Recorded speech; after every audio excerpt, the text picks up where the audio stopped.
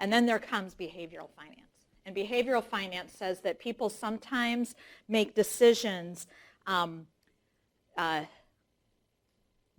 not focusing on the right information, or by maybe weighing information incorrectly. This says they incorporated all information properly. That's what efficient markets say. Everything we know is already reflected in a price. So if a stock is trading at $50, it's because it's worth $50, according to traditional finance. Because everything we already know and everything that we are projecting is built into the price. That price is efficient. Behavioral finance says people sometimes make buy and sell decisions based on information that they have weighed incorrectly. They've put too much weight on information, on some information, maybe the information they just heard, and not enough information on not enough weight on information that's pretty old. They may weigh some bits of information more strongly, such as the fact that I own it makes it more valuable. Right? They put the incorrect stress on things. Rational man wouldn't do that. So behavioral finance says that they either weighed information incorrectly or they left out information, and sometimes the other thing they do is they use emotion. Right? So one is based on information processing. The other is just based on emotion. It's not necessarily bad information or they ignored something. It's that they don't want to feel bad. They just don't want to feel bad.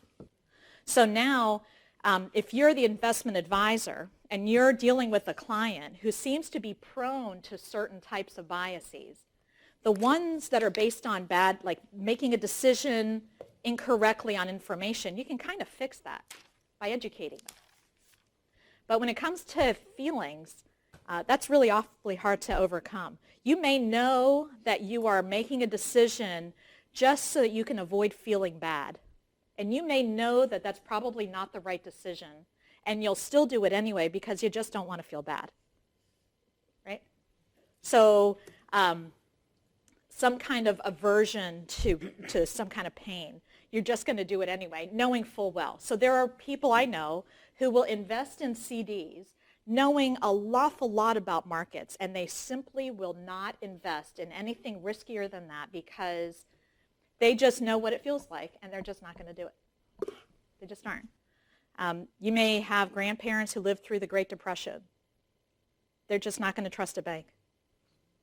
Right? They're just not. They're going to put I used to work as a bank teller when I was in college. You'd see them come, cash their check, and take the cash and put it in the safety deposit box. Right? And there is no convincing them otherwise. They wanted the cash. That's what made them feel good. And it didn't matter. It was all based on emotion. They had lived through too much pain before. They just couldn't deal with that.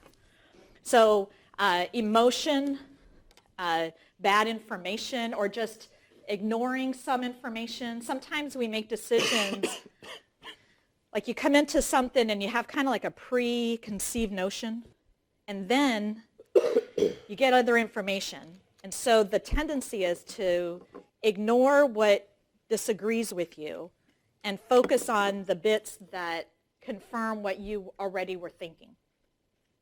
Right? Like you're looking for reasons to confirm what you were thinking anyway. We in our personal money management, it's funny because we see it all the time. People will make an emotional decision first, and then like right side brain, and then look for the facts to support it left side. And as you know, in the financial markets, there's plenty to support most any. You can find whatever you want. That you want, yeah. I think the thing that they know, but they can't necessarily articulate, or they may not believe, is the fact that loss hurts more than gain feels, right? Right. When I was a mortgage broker, people would always want to try to float the rate before they would lock, right? And I would have to ask them, I go, which compare the feeling. Have you ever found $20 in a coat pocket before, right? It's a pretty good feeling.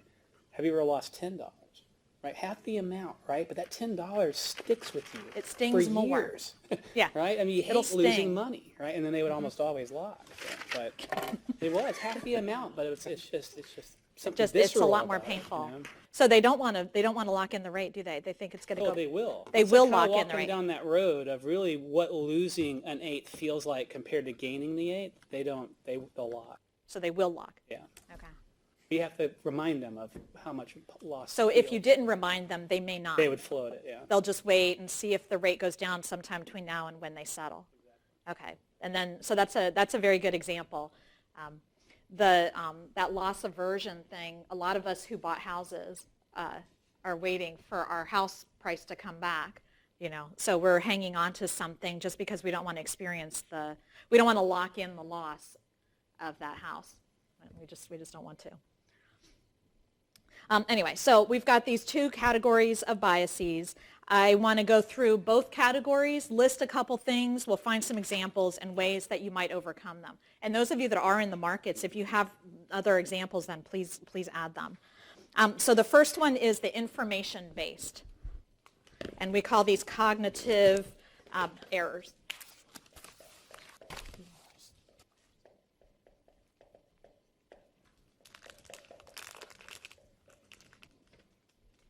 So these are information-based. And within this category, there are several that I want to go through. One is a category called belief perseverance.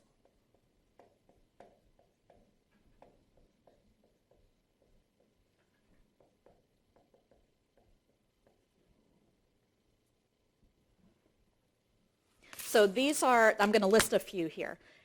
The biases that fall under belief perseverance biases, they're what causes you mental discomfort when new information conflicts with what you already believe.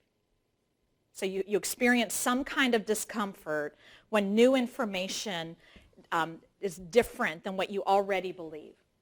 So you've already bought a stock, you're already invested in something, you're starting to see some evidence that that was not a good decision. Rather than act on it right away, you understand that this is a bias and it's going to cause you some mental discomfort. So it's when something conflicts, it's the discomfort when information conflicts with what you already believe.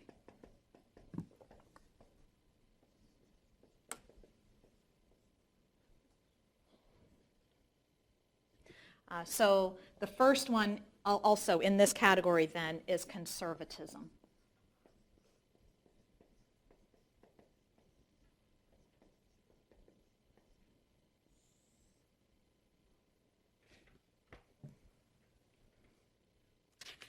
So here, the conservatism bias causes us to maintain our prior view, and we underreact to new information.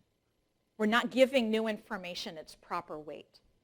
We're hanging on to an old view, and we underreact to new information. So we might overweight your prior belief, underweight new information. So this bias falls under the category of belief perseverance, which is really a cognitive error. It's an information-based error. So you hang on to an old decision and fail to update it with new information. This happens with analysts who will hang on to their analyst forecast. We've already put out a buy recommendation, and new information suggests that this stock is no longer a buy, but it'll take them a while to update their create a new revision. So you find stocks fluctuating, but analyst forecasts tending to be relatively consistent. They don't jump up and they don't jump down. They're maintaining kind of old information. So here, if you were the broker and this is your customer, they're seeing some bad news, don't want to step in, don't want to make a difference, don't want to change their opinion. You might, if you're the investor like that, Like you don't really want to have to make some kind of change. You don't want to update your information. Sometimes just educating yourself or hearing other professional advice, having another voice might help.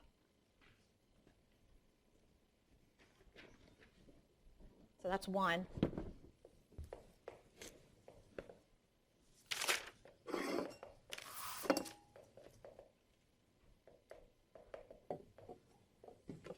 Confirmation bias. Here we tend to look for information that confirms what we believe.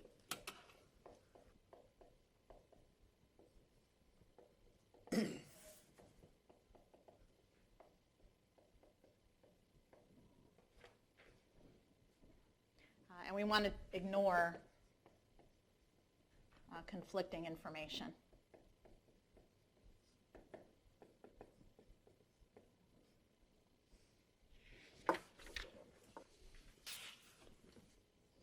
So we tend to look for information that confirms our prior belief. We want to ignore conflicting information. So an example here might be that you're convinced a stock is a good stock and you fail to get out of it, so you end up being undiversified. You'll just sort of stay looking for reasons to stay in a stock. You're looking for good news.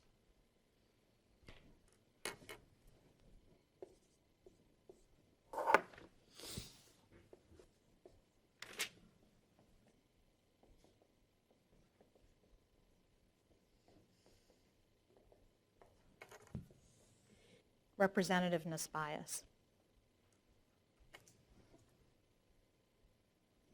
So here you use what little information you have to kind of classify different investments into groups, and then you make a decision based on that classification, not by looking at all the facts necessarily. So you've already decided that growth stocks outperform value, and a stock is considered a growth stock, therefore we'll buy it. And your sample size is not that big. You don't actually know much more than that, but you've used kind of a stereotype or a rule of thumb to come up with your buying and selling. So you know that tech stocks, whatever, so you buy. So you're ignoring all the information. You're focusing just on this one piece that represents this whole category of stocks for you. It's like stereotyping in people. So-and-so is from this part of town, therefore they must be ... fill in the blank. Right? So you've already come to a conclusion, and there may be some truth to it, maybe a little, but it's probably not the whole story. You've left out all kinds of information. People do it about investments all the time.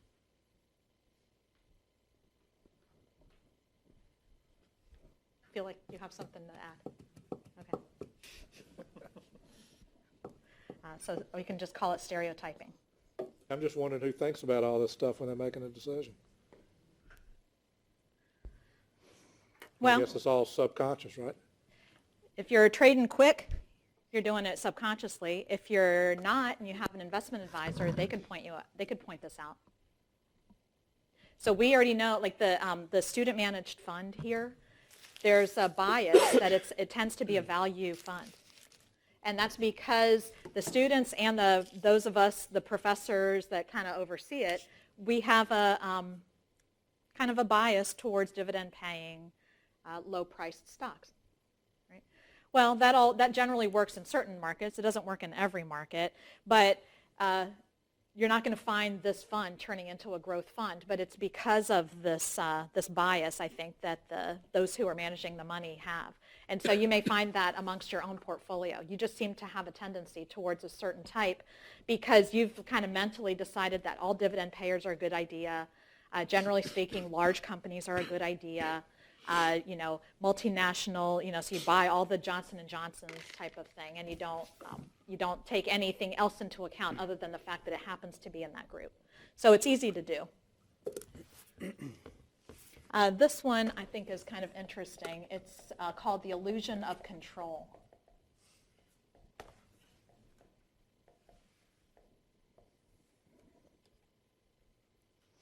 This is the belief that you have more control over the outcome than you do. Buying iPhones because you think your Apple stock's going to go up. Buying what? Buying an iPhone because you think you're Apple. Or buying Apple stock because you think your iPhone is I think this happens sometimes more with the stock in the company that you work at. You may feel like you have a greater impact on the outcome of that stock just because you work there and you know how it's doing. So you may have this illusion of control, but meanwhile the stock is still subject to the whims of the market, that you don't have as much control over it as you think you do. So you tend to invest in companies where you have some ownership, like you have some say.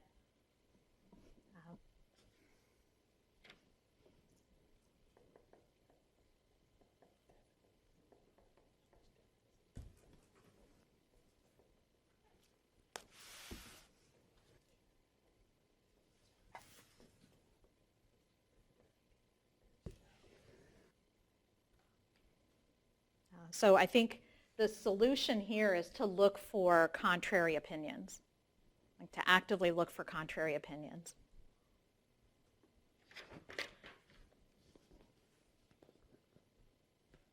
This is one of those things that are generally in our lives that we don't do. We don't always look for the contrary opinion.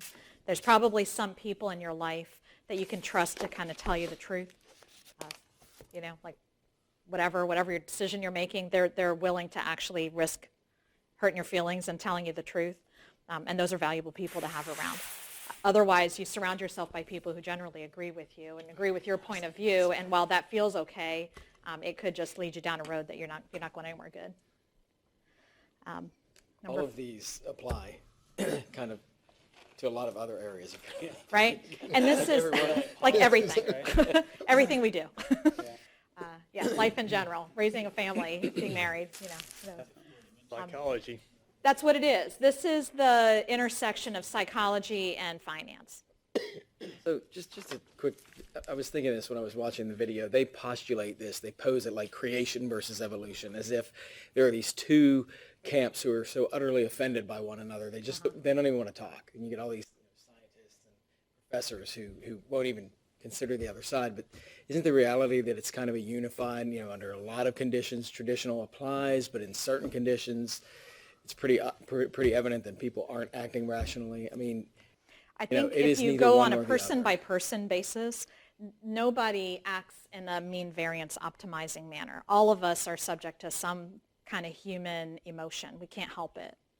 I can recognize it and I'm still subject to it. But on a macro level, it doesn't... On a macro level, I feel like myself, I would be comfortable using mean variance optimization to try to identify a portfolio that makes some sense and then maybe try to be more disciplined about investing and not make my investing decisions based on my emotions that I am prone to do.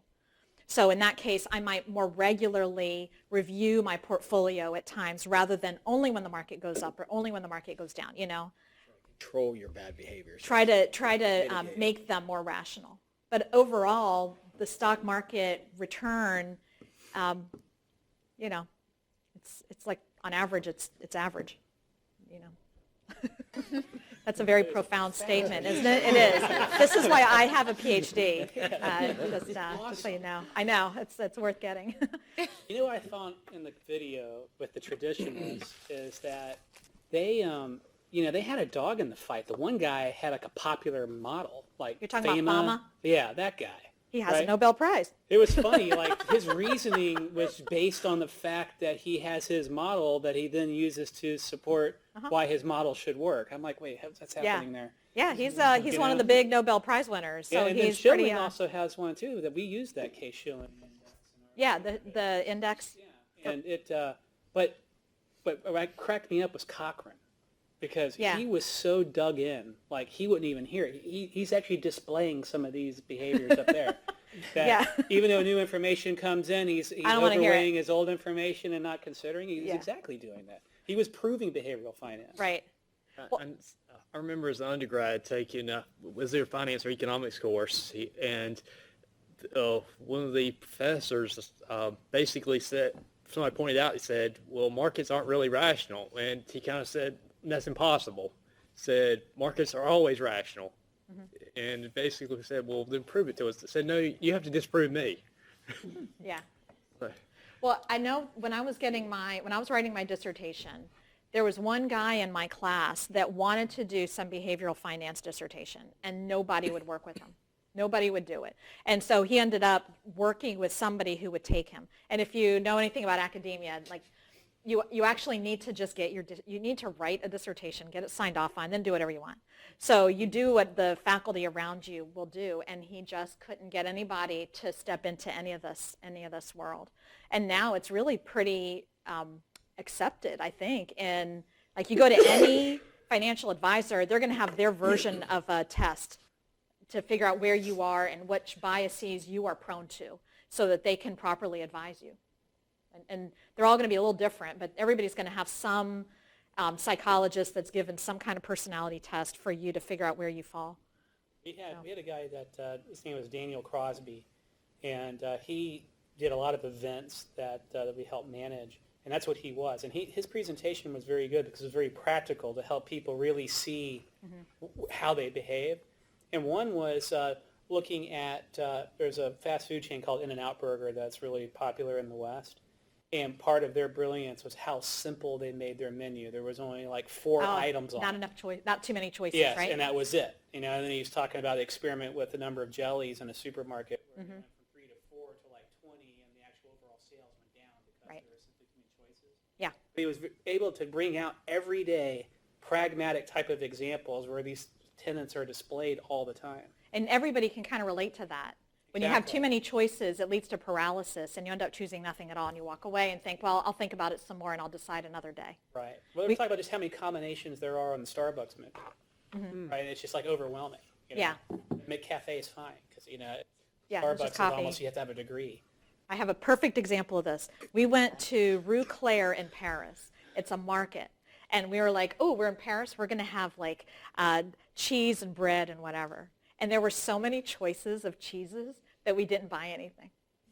We didn't buy anything. We just walked away. We were like wandering around. By the end, we got to the end of the market, and we were like, I guess we didn't buy anything. And then we like went to some supermarket and bought something, but we just didn't know what to do. There were just too many things, and we thought, well, if we choose that one, maybe there's one that we're going to like better. And then we could have chosen that, but now we've already spent our money on this. So it's just a perfect example of that. Well, just as an aside, if women prefer fewer choices, men are even simpler creatures. Kelly McDonald is a marketing expert who says that basically there's a reason that men's suits essentially come in 3 colors.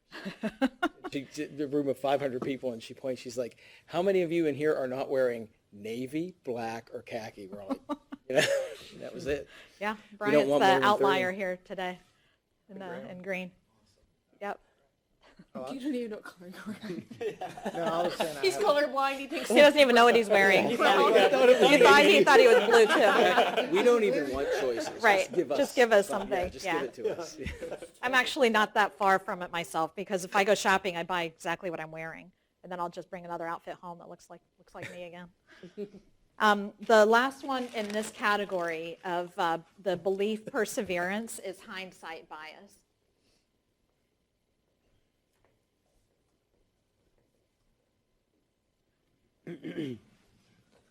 And this is what gamblers tend to do, I think, where they overestimate their decision and they forget about the errors they've made.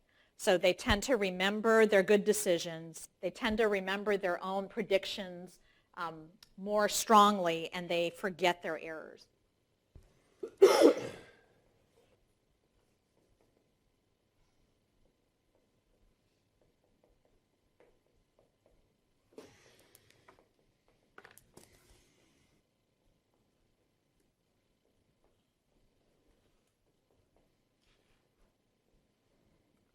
We want to forget our errors. So this tendency for us to want to rewrite our memory.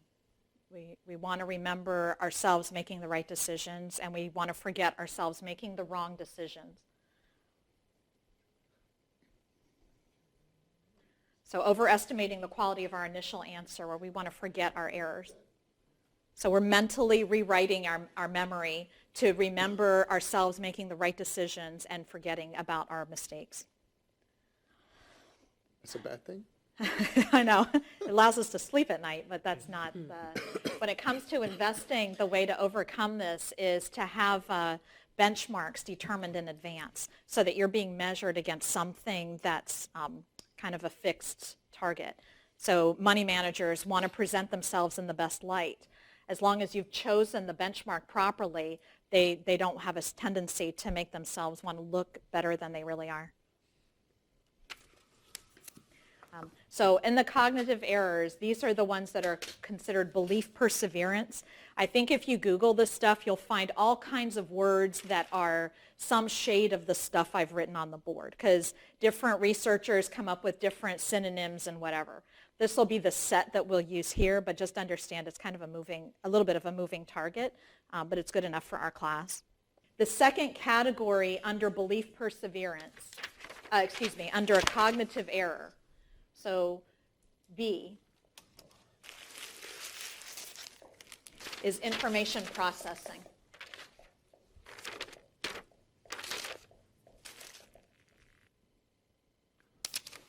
Errors. And the first one here is anchoring.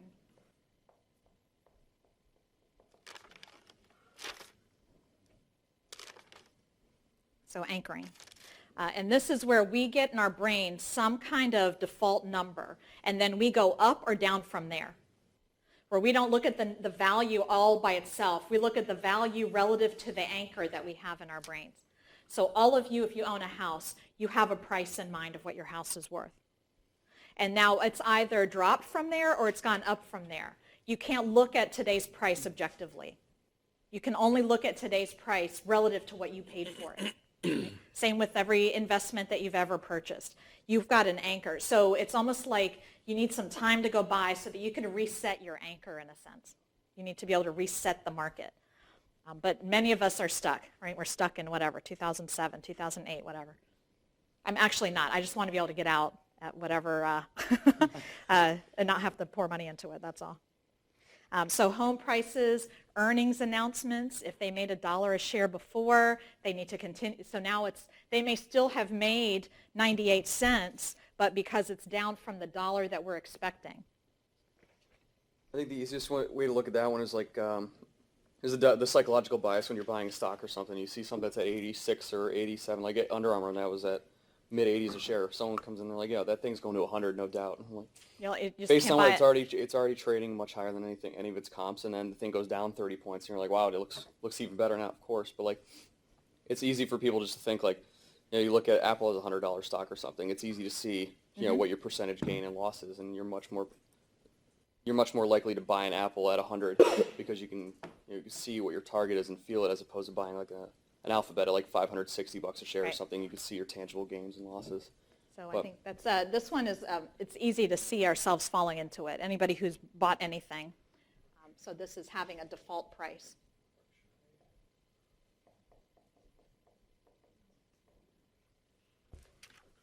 The second one here is called mental accounting.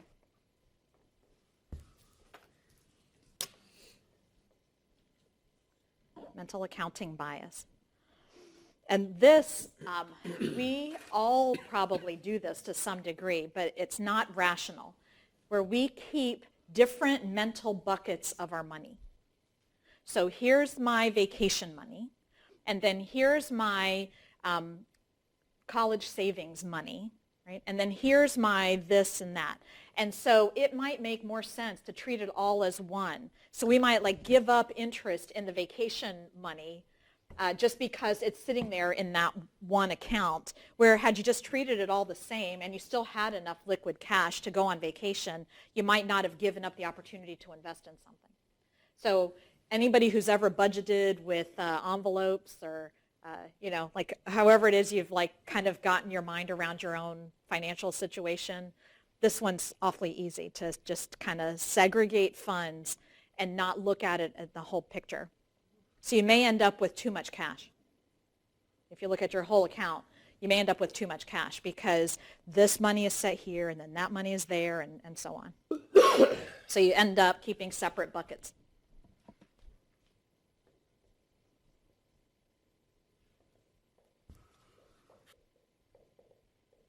And you might miss the whole picture.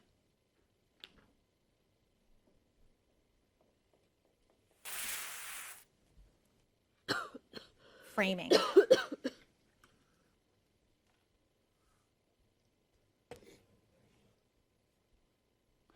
So this one, it depends. This is where you answer the question differently based on the way it was asked. Just the way somebody presented the information changed the question. So here's an example. 40% of the people who take the CFA exam pass. Here's the same information, just framed differently. 60% of the people who take the CFA exam fail. It's the same information. One leads to a positive kind of feeling in you, one's a negative kind of feeling. Right? 40% pass sounds hopeful. 60% fail just puts you in a different bucket. It puts you in the failing bucket. So This reminds me of whenever you hear a company doing a earnings release, they'll always try and spin it of, well, here's our earnings excluding all these 25,000 one-time or non-continuing op items. So we actually beat our number, right. but you know, those one-time expenses always seem to reoccur. Yeah. Our recurring one-time, that's sort of like our budget at the university. Recurring Don't get me started. Yeah, we operate on a recurring one-time budget. Right. This is, you see this in polling. In what? Polling.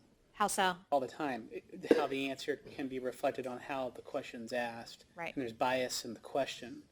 And so, the intent can be an actual, but Statistical analysis. it can be You can very make it skewed sound on how the positive question's or asked. negative. And like in the 80s or whatever, 90s, Japan wanted to make a NASCAR car. Okay. And so they produced one, and they even got an American NASCAR to race it.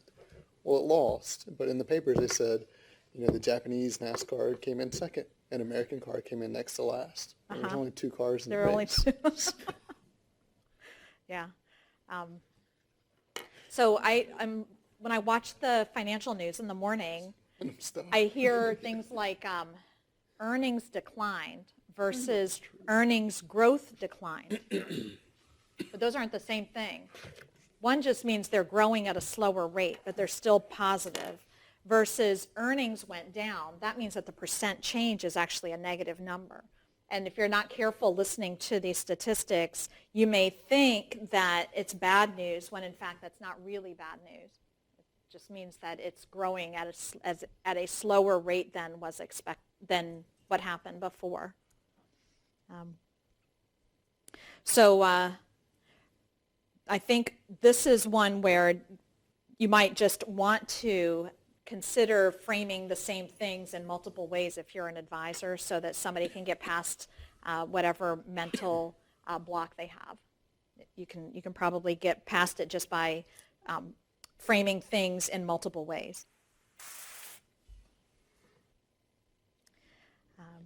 Another one is availability bias.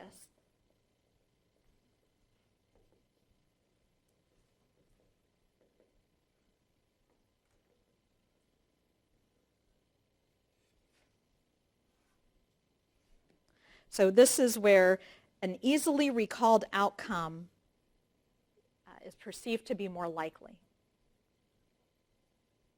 So just because you can remember it made it feel like it's more likely to happen. So here's an example I'll give you. An experiment. They were given a list of men and women. The men contained famous men, but the women were not famous. But there were more women. So they were given two lists, fewer men, but they're famous, more women, but they were not famous. And they were asked how many, who outnumbered? Were there more men or were there more women? And everybody came up with more men. You kind of see what I'm saying? Just because they recognized them, it felt like more. But if you just went by raw numbers, there were more women. They just didn't recognize the names. So being that they weren't familiar with it made it seem not plausible to them. Like you just kind of forget about it. So how can that play out in the investing world? How do you see that happening in the investing world? So the availability of information makes it feel more likely to you, to investors. stock that's more publicized or talked about, you tend to remember versus some, maybe better performing stock that nobody talks about? Yeah. If you see a small cap, your local bank that's been blowing through the roof on earnings, you might not have heard about it versus Bank of America, Citigroup, or somebody who's you hear about on the CNBC every day. Yeah. So if you're watching Jim Cramer for your news, you might have a different outlook on what to invest in just because he yelled about it. So now that made it the more likely something or another. I don't know. And I don't know how much financial news you read. Maybe being in this class, you'll read a little bit more if you didn't already. But you want to get your news from different sources because you're going to find that the information seems to lean one way or the other, which I'm sure we all know that. We're all grown-ups. But we will find that it leans one way or the other. So I don't know what your sources are. I mean, I do watch CNBC in the morning because I feel like I should know what they're kind of going on about. But a lot of what they say is just sensational, and it's not always, it's just they're making news out of who knows what, right? This is the biggest drop in 6.5 weeks. You're like, really? That's a time frame? Like that's that wasn't a time frame. That was like some like random. They just went across and said, "Oh, okay, there." It's like the biggest move since Thursday or whatever. And but I like the Washington Post. I like the Wall Street Journal. I like the Financial Times. I read The Economist. So you can find all these different sources to avoid some of that availability bias. Where you don't necessarily rely on one source of media for your information. Kind of goes back to that confirmation bias. If you keep reading a source who agrees with you all the time, you agree with yourself even more. Right. Yeah. You sort of have a. Well, we're all. I mean, I don't know if you agree with this, but we're all pretty much biased towards ourselves. Oh, absolutely. Whether you think you are or not, we are all generally, like human nature, biased. I don't think I'm like preaching anything that's highly unusual. We all want things to work out for us, as a rule. So we're going to try to do things that either make us feel better about our decisions or make us feel like the next decision we are making, like I always knew that was going to be a winner, right? Like I picked that because I already knew that. So that's the cognitive biases. Now I want to talk about the emotional biases. And these, like I said, these can all be overcome to some degree by showing somebody that they are ignoring something that's come up. Right? You can show a client that you're leaving out some important bit of information, or that here is conflicting information and you're disregarding it. Or you're believing a stereotype that you shouldn't be believing. That there are good stocks on the other side of the tracks, in a sense, right? Which one of these would fall into, you made a decision in the past to invest in something, and it may have been based on some small amount of information, and you just got lucky and did well, and then this is what I did, this is what worked, and this is what I'm going to keep doing. I'm trying to pigeonhole that because I've seen that a bunch with friends. Like they just happened to get lucky. Yeah. Right? They weren't all that, they weren't any Not sharper. some kind of savvy investor or have a bunch of financial knowledge, but now it's like, this is all I'm ever going to do because it worked. Yeah. Some of that could actually be in some of the emotional biases too, where you think you actually have some kind of, like where because you own it, it's a better stock now. There's that. We'll talk about the endowment bias in a second. Just because I happen to own bank stocks makes bank stocks, they're more valuable to me. But some of what you're describing, I can kind of see a lot of these falling into that. Can anybody see it? Bias. Hindsight bias, where you were pretty sure your answer was the right answer, so it's that gambler's thing again. In a way, some representative bias there. I invested in, let's say, bank stocks.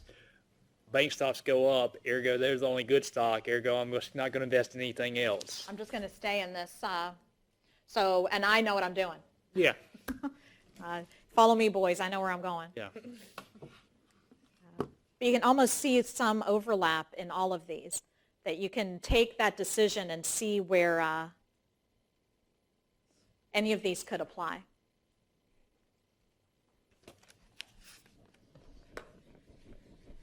Let's look at these emotional biases again here.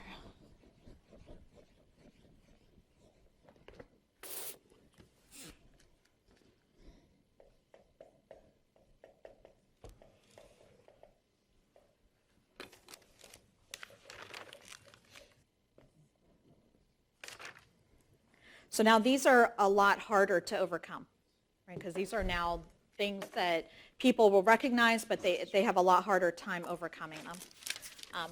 This one's the big one, the loss aversion.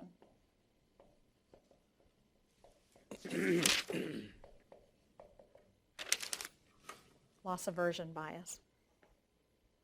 I think you were already describing this at the beginning, where the gain feels good, but the loss feels worse. They're not equal in terms of utility and disutility.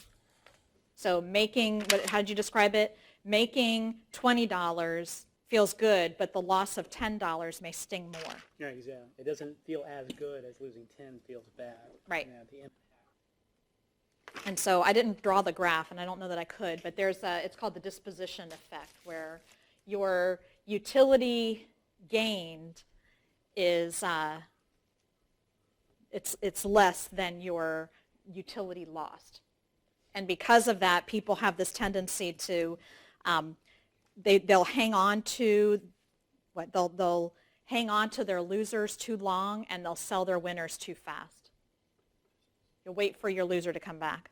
That's similar to what a gambler does when they Double down. so emotionally driven and adrenaline driven that they can't stand the thought of the loss. And they're going to keep playing until they at least break even. Right. Or win their money back, whichever. You have to I don't think it applies on the positive side, but at least the loss aversion. It's the loss aversion that you stay in longer than you should have stayed in. You should have and that was something that was drilled into me when I was a trader. Like, you need to cut your losses and go. You can't keep throwing, what do they say, good money after bad. Traders are always doing that. As an investment advisor, we have to reset the investor. It's like, say they're down 20%. We're like, okay, if you had fresh 50 grand cash, would you go into the Would you position buy today? this? Like, would you do it today? No. Right. Let's sell. Yeah. You got to reset them.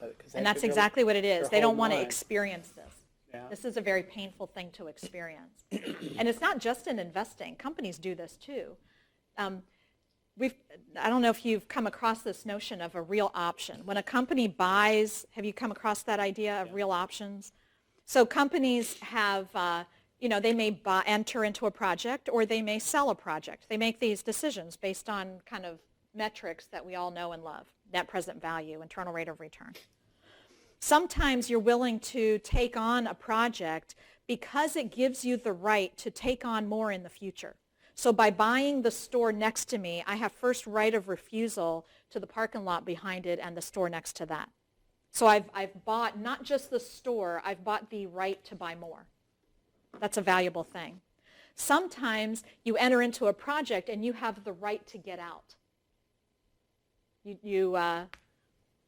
Some projects you can't get out, but sometimes the project gives you the right to divest. And so that project is worth a little bit more than a project that didn't give you the right to get out, where you're stuck. Once you're in for 5 years. So the right to get out is a valuable right. And we find that many will not take that right. Like they paid for the right to be able to get out, but nobody wants to admit that they made a bad decision and actually divest of a losing venture. It's a difficult thing for management to do, is admit that they were wrong and sell. So even at the corporate level, this sort of thing happens, not just at the personal level.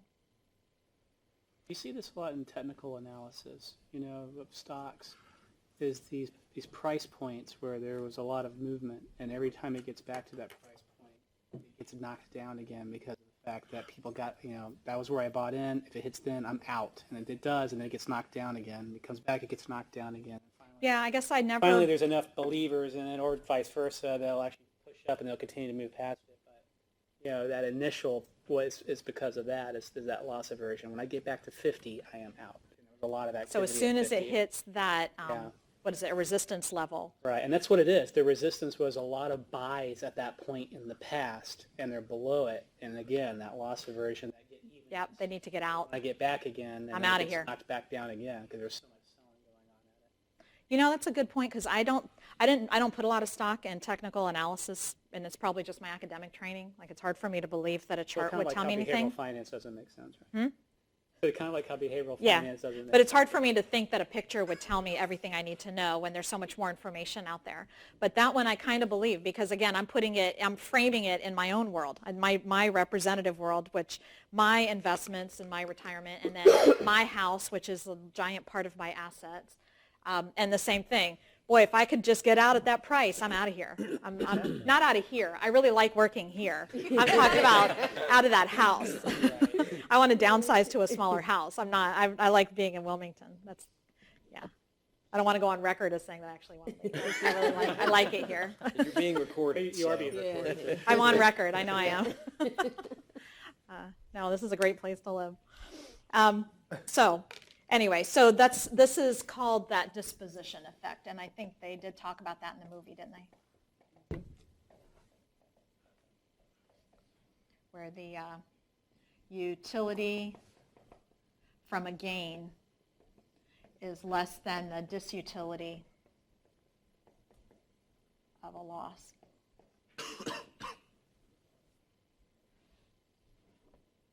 And people end up holding losers and selling winners. Holding losers too long and selling winners too soon.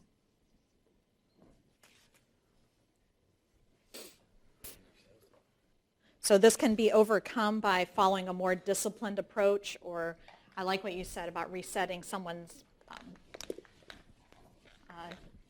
I guess their anchor.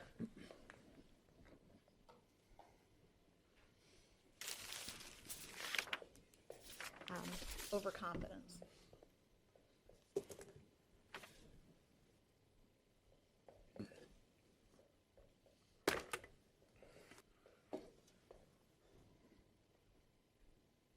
So this is similar to that illusion of control. I think illusion of control is where you think you have more control over the outcome of that stock than you actually do, so the company you work for.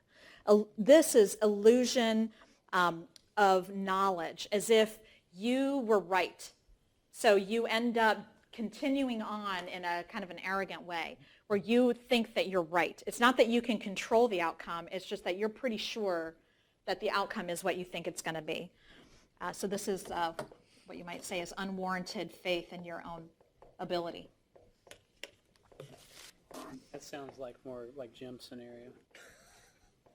Right? Are you saying that I have an illusion of No, knowledge? no, the one, yeah, exactly. You have an illusion of But your colleague you're talking about, it Yeah. sounds like it's the overconfidence bias. You know, hit a home run on really out of luck, and then And then tell now everybody they're Warren Buffett. Yeah. how to do it. Yeah. Yeah. yeah, and you can make podcasts and blog about it, and you can sell a whole Get the real money. the real Right. money. And you can Yeah. parlay one win, you know.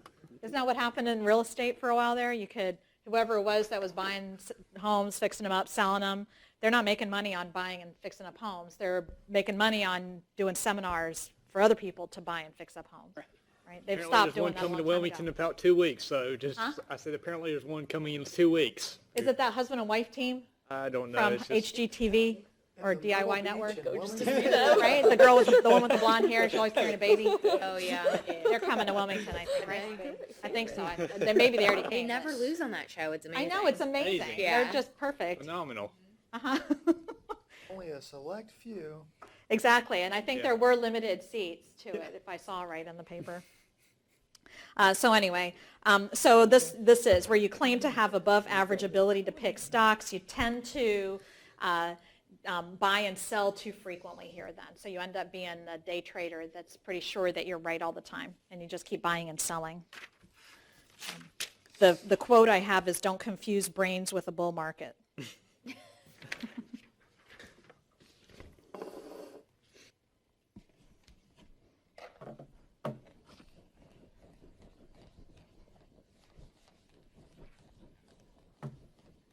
Don't some financial advisors, I mean, have that as well? I mean, I guess we all have it. We all have it to some degree. But a lot of times, I mean, it really takes a lot of trial and error to get the right person. And, you know, because not everyone is immersed in that world, there's that sort of like, hey, don't worry about it, I got this. You can trust it.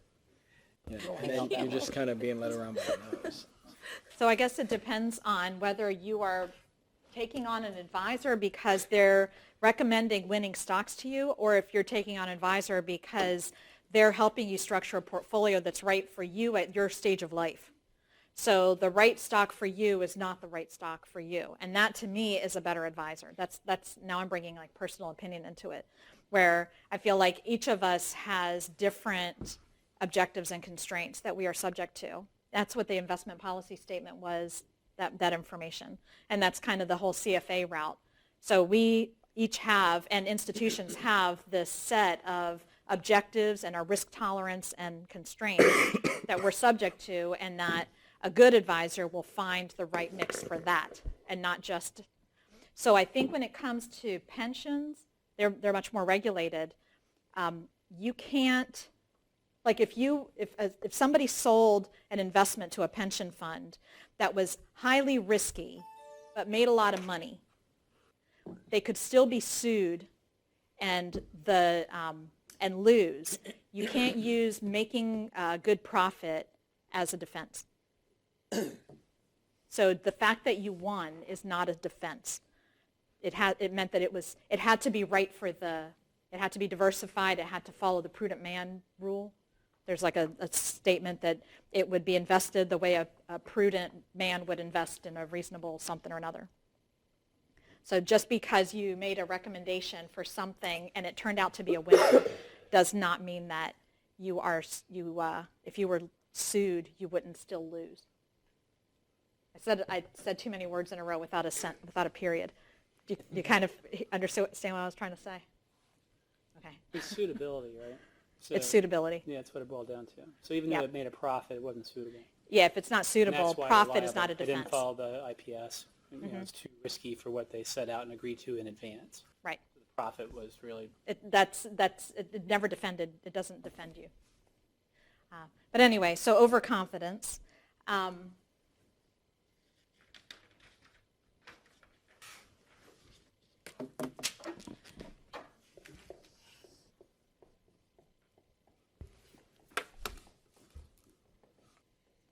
And it's actually opposite of what it says up here. This is the self-control bias. What it should say is a lack of self-control bias. This is the fact that the rational choice would have been to save money, but they will spend it anyway. So it would have been rational to save money, and yet they will still spend it. So where people fail to act in their own best self-interest.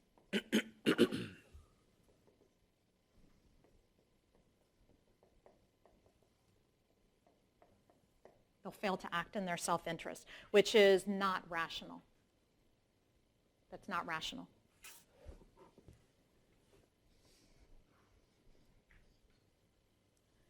So people don't save. They can be convinced to buy things just because they're right in front of them. They don't lose weight.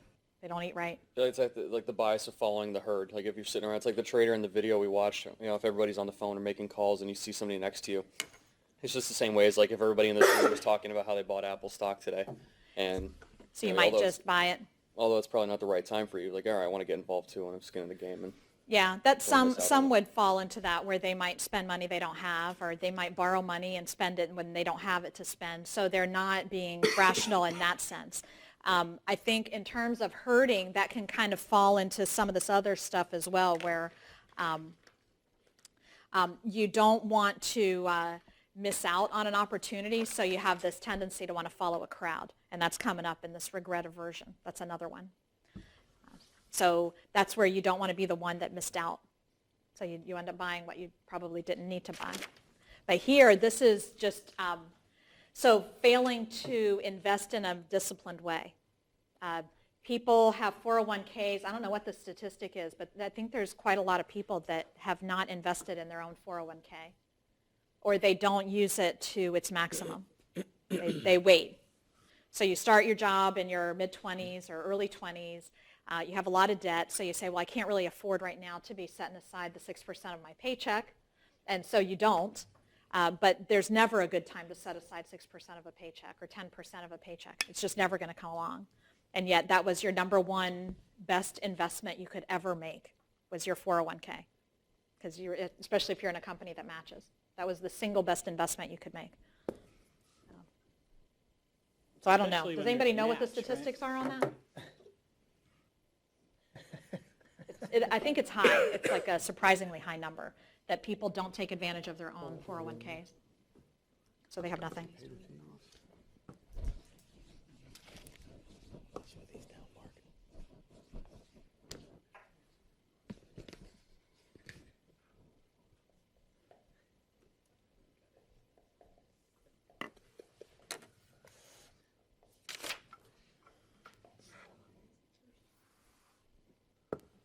So this is inertia,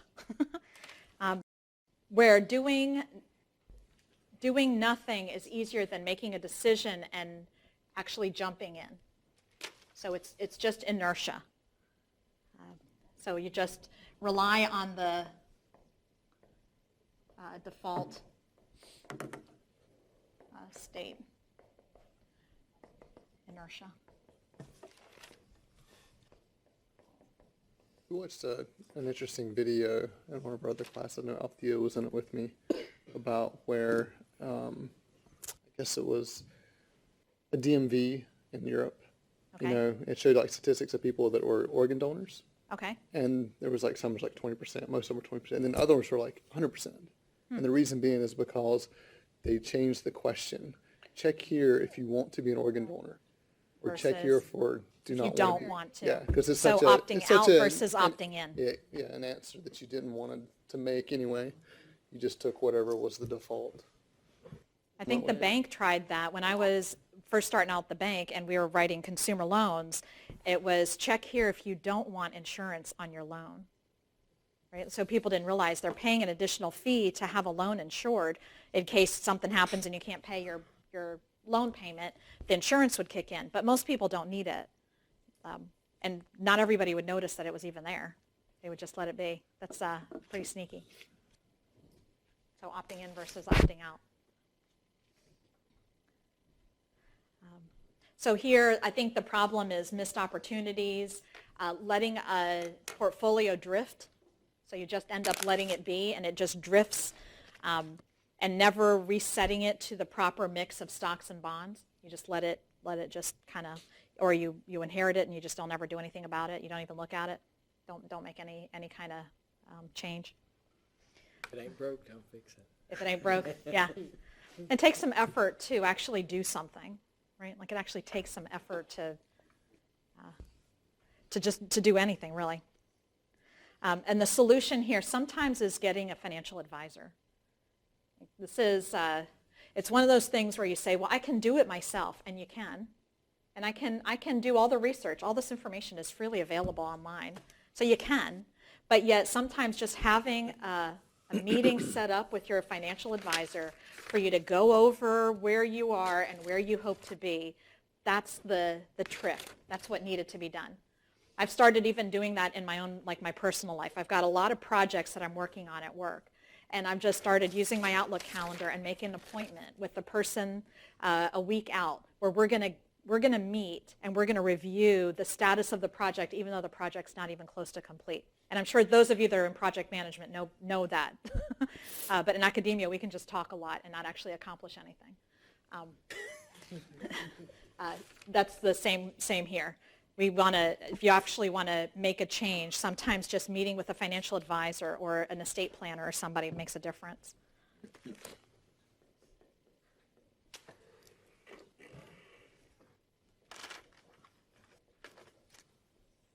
Now this they talked about in the movie. Do you remember the endowment bias they described in the movie? Do you remember the coffee cup experiment? That if you have it, it's worth more. Suddenly it was Once worth you- more. yeah, even if you were given it. Yeah. So they did the experiment, and it was like this free mug, what would you bid? And they would bid like $6, I think, right?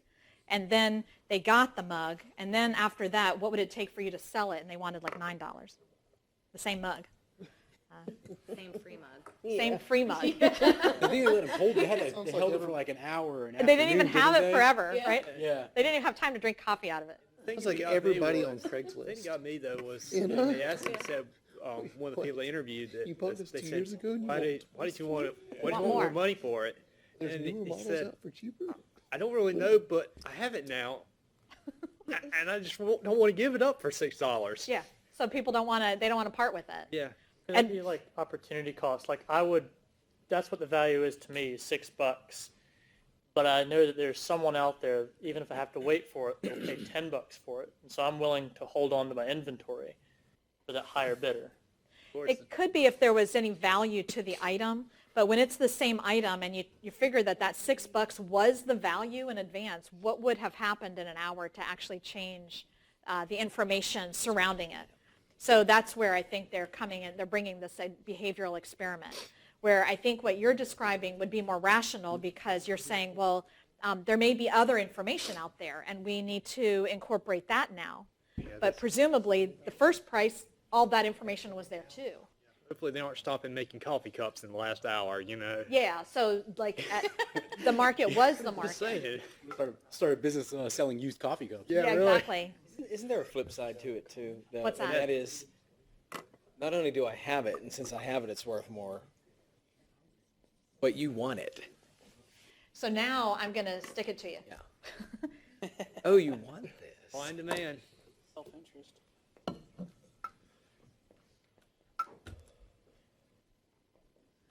This happens sometimes in stocks that people inherit. My grandfather gave me that, and so I can't sell it. The guitar. Or stocks that started out as family, like a lot of banks around are, they're small, closely held companies. So they're publicly traded, but they're closely held. They're really just among, and people will, they were there when that bank opened, and my family was part of the establishment of this bank, and so they will hang on to it until the bitter end, just because it was in their name. I mean, So- isn't this how antiquing started? I mean, Antiquing? yeah, I mean, there are things that nobody wanted for some time. Yeah. And now that I have some kind of emotional attachment to it, I'm gonna say Now it's valuable. But then Now you I'm have not a going to sell culture it. that thinks that, That having some, and because someone else had it, now it's also valuable. Like if it's the one that George Washington used, why that makes it even more valuable, even though it's still wood. I just always figured I was Third buying used cousins, furniture, it should be twice cheaper. removed, roommate. Yeah, it's kind of funny because coming from, I'm from the Middle East. I don't know if you knew that, but we immigrated when I was 2, and we've moved a lot. My whole life we've moved like every 2-3 years. So we never had a lot of stuff that we took with us because it was whatever would fit, in the thing that was moving us to the next location where my dad would work. And so we don't have a lot of stuff. And in poor countries like that, old stuff is not valuable because it's what everybody has. It's like nobody would want it. We would love to get rid of it and buy a new stove. Nobody wants the old stove, So coming here and people pay all this money for stuff because it was in their family it just didn't make sense to my family that it had value because it's something that's passed down because we don't really have much that's passed down. It's all like you just use it up, you just use it. So this endowment bias it's hard to find meaning depending on the culture that you're from. But like I said, many investments, sometimes it's, well, that's what my grandparents willed it to me, and so I definitely can't sell it.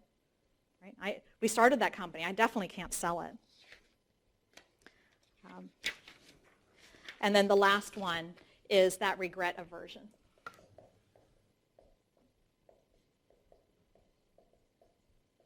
And this is the fear of either making a decision or not making a decision because of how you're afraid it's going to turn out. So afraid that it's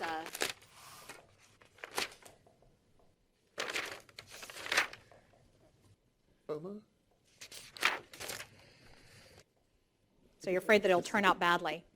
So here where you don't sell something because you're afraid it's going to rise in the future. or you don't buy something because you're afraid it's going to get cheaper in the future. You're just afraid it's going to turn out badly. Or you buy something because you're afraid to miss out, right? It's just a fear of a bad outcome. And so it kind of either leads to paralysis or it could lead to hurting that you just described. Where you just go along with the market because you don't want to be the one that missed out, leading to some bubbles. So you don't sell because you're going to be afraid that the price is going to go up in the future. You don't want to feel bad that you missed it. You don't buy because you don't want to experience the regret that you bought and the price went down. Some people suffer from this big time, this cognitive dissonance, where they always, I don't know, maybe it's just personalities. Like some people, as soon as they buy something, they feel bad that they spent the money. You know, maybe you're like that. Remorse. That buyer's remorse, right? Like some people really suffer from it. Apparently we're familiar with this. Oh, are you? Well, you are on Bald Head, right? So is that, Oh, I'm sure there's a bunch of clients that were buyer's Oh. remorse in 2000. So. yeah. But some people suffer that over everything, like a pair of shoes, like everything. Everything they buy, they feel bad about as soon as they bought it. And so then they're afraid to buy anything. They're afraid to do anything because they don't want to feel that buyer's remorse that they're bound to feel. And it doesn't even have to be a big decision. It can just be a small decision. So you can't actually pick out a sweater. What happens when you overcome that remorse and you just do And it? you just buy it, right? Like you just deal with it. Just buy it. It's only money. Well, That's the my flip- scream to go with it. The flip side too can be true that you don't want to sell. You know, Yep. I can, back in 2000 when the tech crash happened, I know family members who would not sell any of their tech stocks because, well, it'll come back. Mm-hmm. 15 years later, it still hasn't come back. It's not going to come back. It may come back, but not Still waiting likely. for Pets.com to come back. Which one? Pets.com. Oh, Blockbuster. Yeah. Come on, Blockbuster. they may come back. Kodak. Yeah, Kodak. With Yeah, lots of money. yeah. That's scary. But you can kind of see all of these biases in all areas of life, and then if you can recognize some of those in yourself, then maybe it would influence how you invest then in your 401k or just on your own. Like I know that my family has a tendency to suffer from that buyer's remorse, but my husband really doesn't. He's much more rational about buying. Like if it was a bad decision, he has the ability to just move on, and he doesn't get hung up on stuff. He's just really good like that. And because of that, I can kind of just move on then too. And I've learned to just say that, well, it's only money and I can move on now more. But had it been a different person having influence over me for the last 26 years, I might still be in that we can't buy it. If I buy it, then I feel bad for however trying to mentally justify that it was an okay decision. And I keep looking for other evidence to support the decision I made so I don't feel bad about myself. Right? That's what buyer's remorse tends to do to you, where you spend like the rest of the time just hunting for information to make sure that you were justified in making that decision. But you can see how that influences investing. And if you are an investment advisor, you can see how that would influence your clients and helping them overcome that so at the end of the day they can retire. Right? At the end of the day, you are actually doing customers a service by helping them be prepared to retire. And many, many people are not prepared to retire. Any final thoughts or comments? I feel like I told you way too much about me today. We don't even really know each other that well yet. So you're going to have to, and it's on tape of all things, right? Is that going to be on the exam? What I think? Yeah. Everything about my background. Yeah. We found, over the years of wealth management that we tend to do more investor management than investment management. Yeah. That's It's really- all about the people. That's really what it is. Our hand-holding through the tough times, keeping them shooting themselves foot in the good times. Yep. That's really what it is. And you're actually doing them a good service. Right. And the same goes with insurance sales. Like insurance, people don't know that they drastically need insurance. They think that that's something that'll take care of itself, but it doesn't. And so just helping them understand that is an important thing. Here too. All right. We are on to the big stuff next time. I have a question. Yes, The term project, yes. which I just realized was on the Blackboard site. I mean, You can start at any time, but the content will be from the next unit. from the next unit. Okay. Yeah, so it's, I mean, if you just follow the steps, it's pretty self-explanatory, but to understand it, we'll be getting into it in the next unit. So we'll be doing the expected value. You'll be calculating the mean of a stock. You're going to do the risk because you're going to calculate the variance of a series of returns. You're going to find the covariance, so you'll be calculating beta. Those of you that have done like CAPM before, if you kind of remember that. So we'll be finding out how risky the stock is compared to other stocks in that industry. So, all right. Thank you very much. Do you guys still have class tonight? Dr. Magnus is coming, right? Okay, that's up.